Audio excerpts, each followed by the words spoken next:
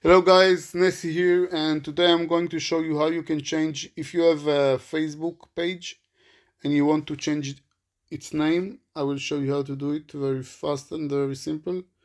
You open the Facebook app and you switch to your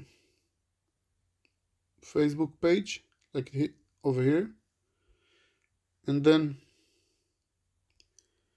you click over here on the right above on the right hand side, and you click on this icon over here also on the top page, and you click on page settings,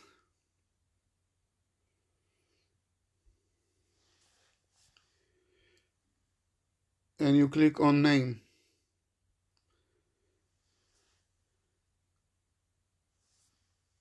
and here you can change the name.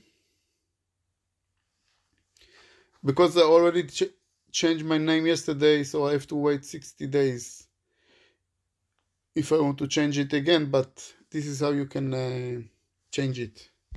Okay, and if you want to follow my Facebook page and you want to learn how to make money online, this is what I'm doing online to show people how I make money online. So you will find the link to my Facebook page under this video in the description. Hope you like it, and if you have any questions, please leave them under this video.